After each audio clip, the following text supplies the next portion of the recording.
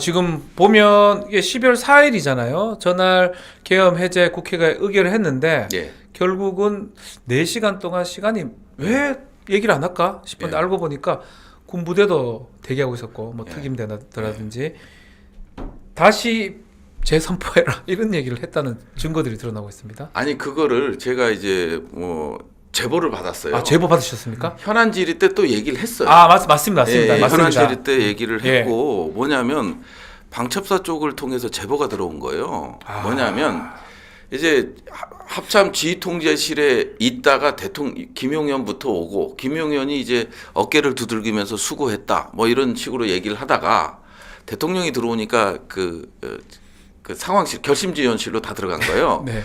예, 우르르 들어갔는데 이제 김용현 장관을 질책했다라는 거예요. 그러면서 이제 2차 계엄 하면 된다. 2차 계엄 선포해라. 예. 그래서 왜 그것밖에 1,000명, 2,000명이든 군인을 동원해서 해라. 예. 이 제보를 받았어요, 제가. 그래서 조계수 사보가 나온 내용. 예. 현안 질의에서도 그 얘기를 물어봤고 그러고 나서 분위기 보니까 사람들이 많이 있으니까 김용현 장관과 계엄사령관하고 본인만 빼고 다 나가라고 했대요. 그래서 그 다음부터는 듣질 못했다는 거예요. 그거로는 예, 네. 그 제보를 받아서 얘기를 한 적이 있었는데 엄청 대노를 했대요. 예.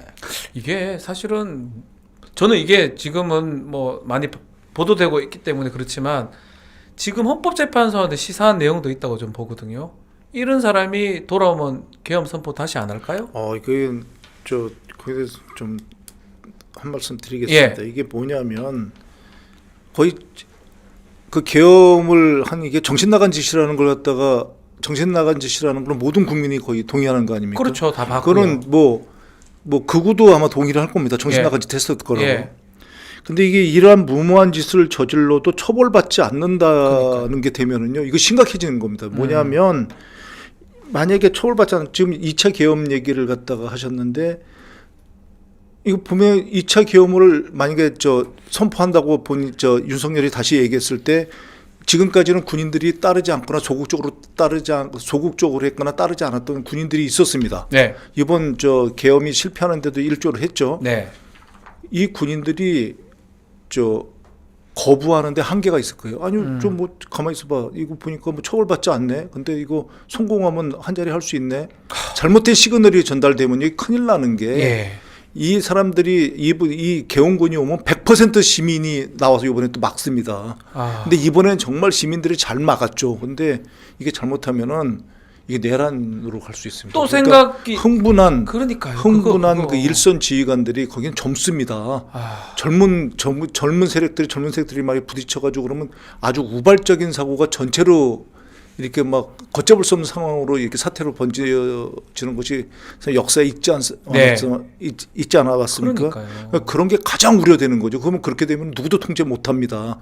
근데 그거의 시그널이 저는 헌재가 예를 들면 거의 뭐 정말 생각하고 싶지 않지만 윤석열을 갖다 복귀시키는 거거든요. 기각이나 각하해가지고 이걸 보고도 이거를 복귀하면 어떤 일이 날지가 예상이 되는데 저는 두 세력이 부딪히면 무조건 내전이에요. 내전이 되잖아요. 예, 이게 제가 봤을 때 내전이라고 봐요. 애초에 학습 효과가 있기 때문에 군은 안 따를 거예요. 네. 근데 문제는 뭐냐면 탄핵 기각이 되잖아요. 예. 그러면 시민들이 나올 거란 말이에요. 4.19랑 똑같은 현상이 나오겠죠. 3.15 부정선거 이후에 똑같은 현상이 벌어질 건데 나올 거란 말이에요. 네. 그러면 1차적으로 국내 문제다 소요다 보니까 결국 경찰이 막을 거란 말이에요.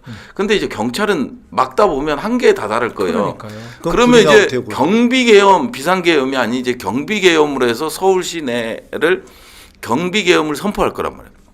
그러면 이제 군인들이 동원돼서 이제 통제가 되는 거죠. 거기서 약간의 폭력 해서 피가 보이잖아요. 그러면 이번 비상계엄은 이성의 정치였다면 감성의 정치로 옮겨가는 거예요. 그러니까요. 그러면 이제 피를 보면 군도 마찬가지고 그다음에 시민들도 마찬가지고 이게 폭동으로 변한단 말이에요.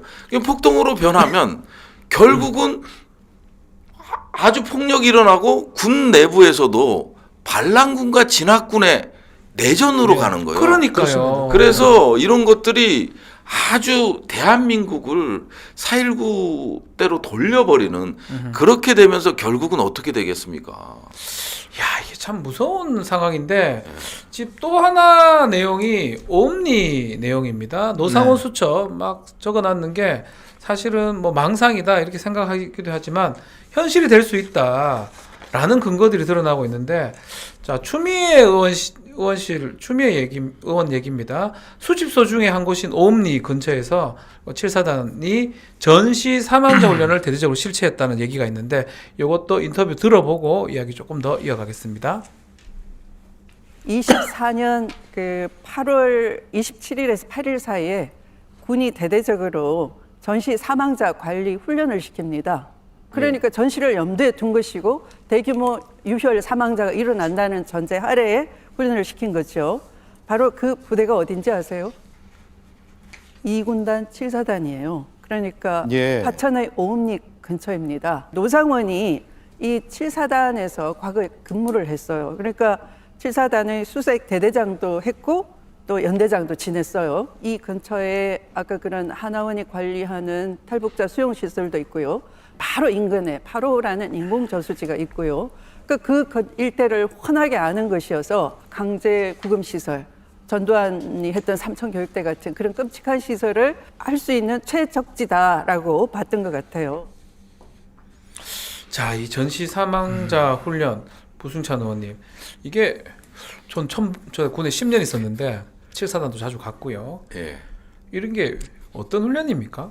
평소에 합니까? 이게 저기에는 24년부터 했다고 예. 되어 있잖아요. 저희가 이제 확인하고 자료 요구를 해보니까 23년도부터 아, 시작을 했습니다. 최근에 하긴 했네요. 최초. 네. 그리고 이제 저 윤석열 정부 들어와서 하필이면 첫 이 한미 UFS 예. 자유의 방패 훈련할 때 이때 처음으로 합니다. 이때 처음으로 실시를 하고요. 24년도에 또 하고 이런 식인데 이 훈련이 어떤 훈련이냐면 결국 사망자들이 널브러져 있을 거 아니에요. 그러니까요. 전투가 일어나고 이제 전시가 되면 사망자들이 널브러져 있을 텐데 그 사망자들을 식별하고 이제 결국은 거쳐 영양 관리하고 그러고 나서 이제 현충원 안장까지 이거를 이제 단계적으로 하는 거를 절차를 연습하는 겁니다. 그래서 기동 훈련까지 다 합니다. 실제 전투도 하고 여기서 사망자 식별하고 그리고 영연백에 넣고 뭐 이런 것들을 전반적으로 해서 유족한테 통보한 이후에 현충원 안장까지 이거를 종합적으로 하는 훈련이 윤석열 정부 들어와서 최초로 실시됐죠. 23년도. 소름 끼치는데 저도 군에 있을 때 뭐 그런 일이 발생할 수도 있지만 그런 훈련 자체를 한다는 게 예. 뭔가 예측이 되니까 한 거 아니겠어요? 특히 또 이 7사단 2군단 지역, 오음리 지역에서 또 하필이면 여기서 했다는 거예요. 이게 오문이 지역이 뭐 이제 어느 정도 알려지고 네. 있는데 이게 우리나라에서 가장 비익이 용이한 지역이거든요. 그렇죠. 뭐 굉장히 저 숨어 있는 지역이니까. 근데 지난번에 말씀하셨습니다. 네.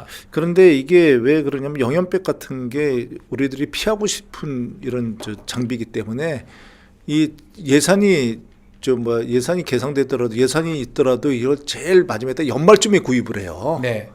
근데 이번에 보면은 특이하게도 2, 3월에 다시 뭐 이렇게 했다는 말도 있을 정도로 이걸 갖다가 영연백 같은 거 구입하고 뭐 이런 훈련을 하고 있는데 이게 사실은 그렇게 중요한 훈련이 아니잖아요. 이런 얘기 훈련을 왜 합니까? 그렇습니다. 죽을 걸 가정해가지고 왜 기동 훈련을 왜 합니까? 그러잖아도 그런 얘기를 갖다 하는 얘기도 피하던 훈련을 갑자기 하기 시작한 거거든요. 이상해요. 그것도 납득 안 돼요. 좀 공개적으로 이런 게 참 필요합니다. 그러면서 뭐 현충원과 이렇게 해가지고 하는 그러면 것도 아니고 차라리 거기서 한다면 몰라도 가장 우리나라에서 은밀한 지역에서 이 훈련을 갖다 하는 거잖아요. 예. 굉장히 이게 다 심한 한계로 거죠. 해석될 게 아닙니다. 그 말씀대로 삼천교육대 있던 곳이에요. 네. 아주 잘 알 수 없는 곳에 거기다가 영연백이 있었죠. 종이관이 있었죠. 그러니까 죽을 거를 지금 예상하고 군대가 움직였다는 거잖아요. 그러니까 이제 전시가 임박했다라는 그러니까요. 예측을 할 수밖에 없고요. 저는 뭐 중기계획에 반영됐기 때문에 뭐 영연백 자체가 이제 실제 운용되는 영연백이 아니라 비축용이라고 그러더라고요. 제가 뭐 네. 자료를 갖고 왔는데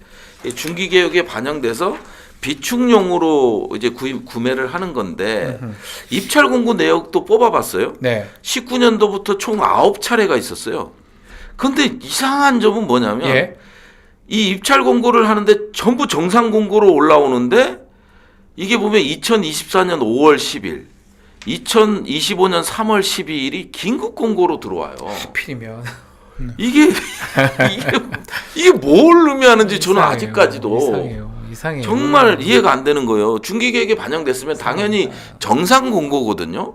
야, 돈 줄게. 이거 사. 이런 건데 구매해. 이런 건데 윤석열 정부 들어서 왜 이거를 긴급 공고로 할까요? 그러니까 안 돼요. 뭔가 닥쳐 있다.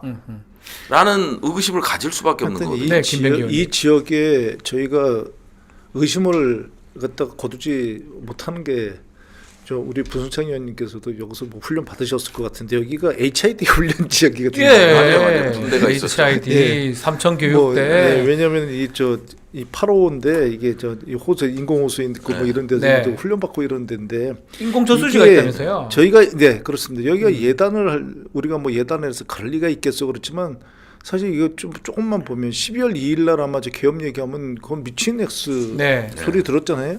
그런데 그거에 비하면 이런 것들이 별로 그렇게 우리가 이게 사실이 아닐 거라고 믿을 수 있는 그런 게 아닌 겁니다. 이게 요게 노상원의 수사 2단 이거 부승찬 의원님하고 말씀 많이 주셨는데 여기 보니까 강원도 하천에 있는 부대 소속 연관급 장교가 네. 포함된 거 확인됐는데 그렇죠. 요거는 추미애 의원이 SNS에 글을 좀 남겼거든요. 요걸 한번 좀 보면요.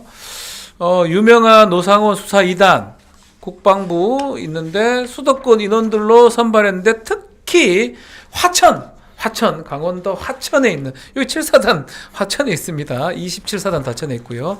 소속의 연관급 고위장교가 포함된 것을 확인했다. 7번에 보면 계엄 성공했으면 수사 2단 1대에 선발된 하천 모부대 연관급 군사 경찰 장교에게는 수사단이 화천 수집소를 직접 관리하는 지휘 역할을 담당하게 했을 것이다. 그러니까 그 사람한테 오음리나 이런 것들을 지휘를 시킬 수 있는 거 아니겠습니까?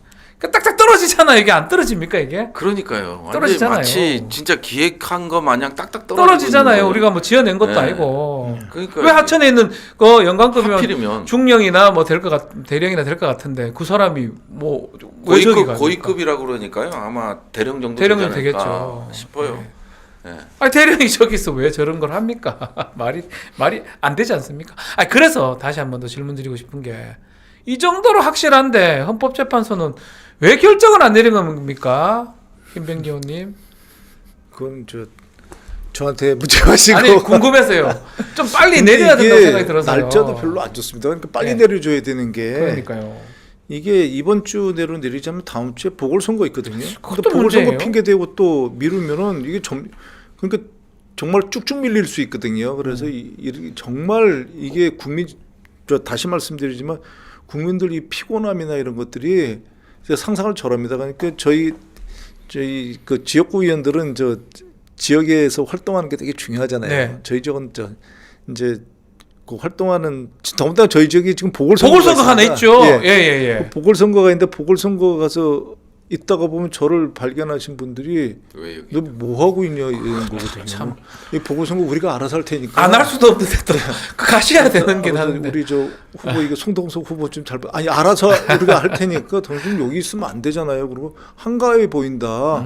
좀 절박해 보였으면 좋겠다. 한가해 보인다. 그래서 그렇겠네요. 지역을 갖다가 가는 게 민망할 정도의 지금 상황이거든요. 그러면 저희가 느끼는 게 그 정도일 텐데 주민들이 느끼거나 맞습니다. 이런 분들이 느끼는 건 이거를 갖다가 저희 뭐 민주당 이런 게 아니고요. 이거 분노 게이지가 좀 올라오고 있는 게 이 분노 게이지가 지금까지는 아니지만 이거 헌재를 향할 가능성이 되게 많아요. 이거를 재판관들이 모릅니까? 모를 리가 TV 안 봅니까? 모를 리가 있겠어요. 이 동향 파악들 다 하겠죠. 지금 근데 왜 그래요? 구구들은 어떻게 움직이고 그 다음에 왜 이제 저럽니까? 우리 진보 세력들은 어떻게 움직이는지 다 확인하고 있을 거 아닙니까? 근데 저는 정말 약간 우려스러운 게 윤상현이 4월 11일 날쯤 하게 될 거다. 그 자꾸 몇 개씩 맞춰가지고 좀 아니 그 걱정됩니다. 4월 11일이 실제 그때 될 수도 있겠다 하는 생각이 최대한 들어요. 늦춰가지고죠. 네. 네. 그러니까 뭐 그 다음 주에 이제 문영배 재판관이랑 이제 두 분이 이제 나가야 마무리를 되니까. 하니까 예. 그때 맞춰서 이제 박근혜 때도 그랬잖아요. 이정미 재판관 이제 마무리하기 일주 앞서서 네. 선고를 했듯이 그렇게 될 가능성도 있는 것 같아요. 그게 피가 마르죠. 피가 말라요. 4월 11일까지면 또 2주 3주인데 아우 오늘도 생각만 해도 발표를 안 하잖아요. 선고일을. 오늘이라도 좀 했으면 정말 근데 뭐 다음 주 초는 불가능할 거 아니에요. 아까 우리 저 김병기 네. 의원님께서 말씀하셨다시피 네. 보궐선거가 있기 때문에 그 핑계로 이제 빠져나갈 테고 그러면 4월 4일 금요일 있는 거고 다음 주 금요일. 네. 이게 그게 안 되면 11일이에요. 예. 네. 근데 이제 보궐선거 때문에 또 선거일을 또 지정을 못 하고 그렇죠. 넘어가 버리겠지. 무슨 보궐선거 하는데 선거일을 지정해요. 아니, 그러니까 4월 11일도 될 수 있다라는 거죠. 정말 무책임합니다. 우리 헌법재판소를 왜 만들어줬어요? 이래 보니까 박근혜 당시 피청구인 박근혜도 그렇고 당시 헌법재판소가 지금하고 너무 비교가 됩니다. 빨리빨리 결정했지 않습니까? 십며칠 만에. 박근혜도 제가 기억나기로는 어디 가서 딴소리 한마디도 안 하고 가만히 있었거든요. 결정할 때까지. 그렇죠. 뭐 마음 어땠는지 모르겠지만 너무나 비교가 되는 게 좀 마음이 안타깝습니다. 알겠습니다. 빨리 좀 선고 기일 잡아서 선고되기를 바라면서요. 오늘 두 분 말씀은 여기까지 듣겠습니다. 두 분 말씀 감사합니다. 고맙습니다. 고맙습니다. 자, 문재인 전 대통령 오늘 SNS에 탄핵 결정 지시될수록 7월 대가가 이루 말할 수 없을 것이다라고 현재 결론을 촉구하는 글도 남겼고요. 또 남태령의 트랙터 타고 농민들이 상경하면서 사실상 파업도 된 상황 아닌가 생각됩니다. 파면이 보편적 가치를 지키는 일이라고 한강 작가의 말 따라서 헌법재판소 또 보편적 가치를 좀 지키면 좋겠습니다.